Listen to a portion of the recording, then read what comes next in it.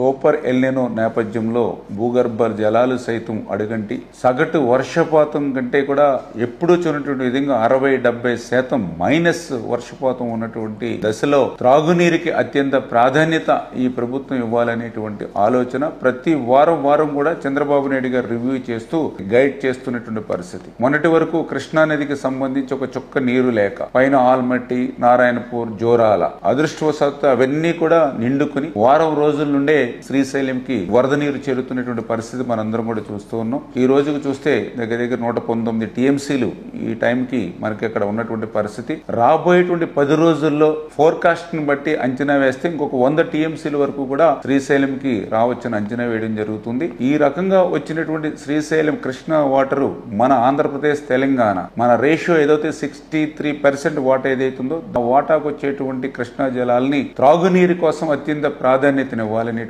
విధంగా. ఎందుకంటే రేపు సెప్టెంబర్, అక్టోబర్ నుంచి ఇంకా సూపర్ ఎల్నినో బలపడుతుంది, టెంపరేచర్స్ పెరుగుతూ ఉంటాయి, వడగాల్పులు ఇచ్చేటువంటి పరిస్థితి కూడా ఉంటుందనేటువంటి హెచ్చరికల నేపథ్యంలో 2027 జూన్ వరకు కూడా ఇప్పుడు ఉన్నటువంటి వాటిని మనం త్రాగునీరు కోసం భద్రపరచుకోవాలనేటువంటి ఆలోచన చంద్రబాబు నాయుడు గారు ఇచ్చినటువంటి మరి గైడ్ లైన్స్ ప్రకారమే ఈ రోజు కూడా హంద్రీనివాకి ఒక 13 టీఎంసీల వరకు కూడా ఆ రిజర్వాయర్ లో త్రాగునీటి కోసం నింపుకుని రిజర్వ్ చేసుకోవాలని ఈ రోజు విడుదల చేయడం జరిగింది. అదేవిధంగా పోతిరెడ్డిపాడు ద్వారా కూడా గాలేరు నగరికి గాని అదేవిధంగా తెలుగు గంగకు గాని దగ్గర ఒక 20 టీఎంసీల నీరు కూడా విడుదలను రేపటి నుంచి చేసి అది కూడా డ్రింకింగ్ వాటర్ కోసమే 2027 జూన్ వరకు కూడా భద్రపరచుకోవాలని చెప్పేసి కూడా స్పష్టంగా అధికారులకు కూడా ఆదేశాలు ఇచ్చామని చెప్పి తెలియజేసుకుంటూ నాగార్జున సాగర్ కు సంబంధించి ఈ రోజుకి కూడా ఇంకా 175 టీఎంసీల నీరు ఖాళీగా ఉంది రిజర్వాయర్. అంచేత డ్రింకింగ్ వాటర్ కు సంబంధించి Nagarjuna Sagar right canal and left canal కు సంబంధించి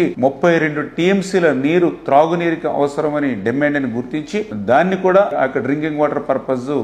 భవిష్యత్తులో రిలీజ్ చేయాలని ఉన్న ప్రతి నీటి బిందువును కూడా జాగ్రత్తగా పొదుపుగా త్రాగునీరుకే అత్యంత ప్రాధాన్యతనిచ్చేటువంటి విధంగా ఈ ప్రభుత్వం ముందుకెళ్తూ ఉంది. రేపు భవిష్యత్తులో వర్షపాతం గాని మరింత వరదలు వచ్చి అదనంగా మనకి నీళ్లు వస్తే దాన్ని ఏ రకంగా ఎక్కడ ఏ ప్రాంతానికి ఏ రకంగా చేయాలనేటువంటి విధంగా సమీక్ష చేసుకుని ముందుకెళ్తామని చెప్పి తెలియజేసుకుంటూ ఈ డ్రింకింగ్ వాటర్ కోసం ఇచ్చేటువంటి నీళ్లను పర్టికులర్ గా కలెక్టర్స్, ఇరిగేషన్, రెవెన్యూ, అగ్రికల్చర్ ముగ్గురు డిపార్ట్మెంట్ కూడా కోఆర్డినేట్ చేసుకుని ప్రతి నీటి చుక్క కూడా పొదుపుగా వాడేటువంటి విధంగా అందరూ కూడా బాధ్యత తీసుకుని ప్రజల్ని కూడా రైతులను కూడా ఎడ్యుకేట్ చేయాలని చెప్పేసి కూడా సూపర్ ఎల్నినో నేపథ్యంలో అందరినీ కూడా కోరుతూ ఉన్నాం.